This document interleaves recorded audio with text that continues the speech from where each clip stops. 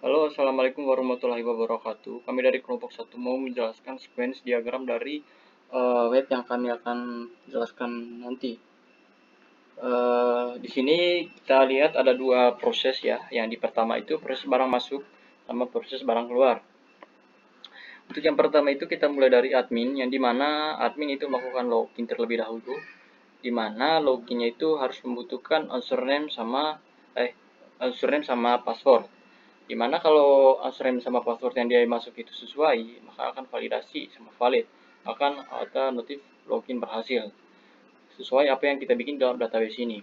Tapi kecuali kalau dia melakukan memasukkan password atau sandi yang salah, dia akan nggak bisa masuk ke dalam login tersebut atau dalam web tersebut.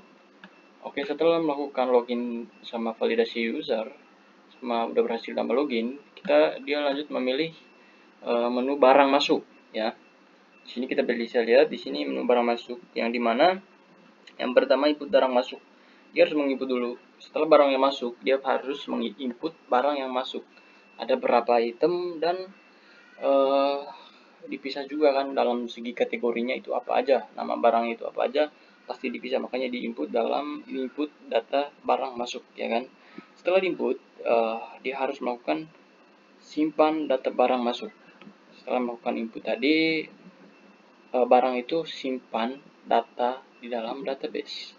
Oke, habis setelah tersimpan ya, setelah dicek simpan, habis itu semua data yang ada atau yang udah diinput sama dia langsung simpan secara otomatis ke dalam database. Data tersimpan ya. Setelah melakukan input data barang, habis itu simpan data barang masuk, habis itu langsung ke data tersimpan. Berarti udah nggak bisa diubah lagi, selain dia harus upgrade atau update stok barang, atau bukan update sih, atau update atau input ulang kembali data barang masuk ya, baru disimpan kembali di database. Nah, sekarang yang ke-9 itu update stok barang, di mana update-nya itu dalam bentuk dia harus update dalam setiap barang yang udah rusak atau nggak layak dipakai. Dia harus update, habis itu stok terupdate. Stok terupdate di mana stoknya itu udah terupdate, udah terbaru, versi terbaru setiap bulannya, di mana dia harus update tiap bulannya bahwa untuk bulan ini barang yang udah rusak apa aja dan masih layak dipakai apa aja. Habis itu stok terupdate dan notifikasi berhasil. Itu untuk proses barang masuk ya, dari dari webnya sendiri untuk proses barang masuk. Nah, untuk proses barang keluar ya sama aja yang tadi kita jelaskan, yaitu pasti awal-awalnya ya admin login terlebih dahulu. Setelah login ya pasti login berhasil ya, kita lanjut pilih menu barang, pilih menu, tapi di sini beda. Kalau yang di atas kan tadi pilih menu barang masuk, sedangkan di sini pilih menu barang keluar. Jadi admin itu balik lagi ke sini, pilih menu barang keluar, habis itu input data barang yang keluar, dimana dia harus menginput barang apa saja yang perlu dikeluarkan atau mau perlu dibuangkan ya. Kita bisa lihat di sini, habis itu dia cetak stok barang, dia cetak semua, dia cek stok barang, di mana dia cek semua stok barangnya, apakah barangnya itu masih ada atau enggaknya, apakah masih bisa layak dipakai atau enggaknya. Habis itu stok tersedia, habis itu kurangi stok barang.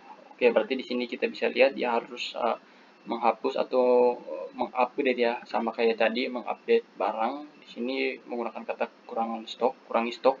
Jadi dia harus mungkin membuangkan stok barang yang udah nggak bisa dipakai lagi. Oke, di sini simpan data barang keluar. Jadi setelah dikurangi atau setelah dibuang atau setelah dikeluarkan dari stok barang tersebut, secara otomatis juga barang itu simpan ke dalam database atau dalam data. Habis itu kita lanjut di sini data tersimpan. Setelah disimpan ada notifikasi bahwa uh, semua data itu udah berhasil disimpan. Setelah dia klik simpan, ya secara otomatis ya pasti ada notifikasi berhasil. Jadi kurang lebih seperti itu untuk penjelasan yang kedua, yaitu proses barang masuk sama proses barang keluar ya. Kurang lebih seperti itu. Wassalamualaikum warahmatullahi wabarakatuh.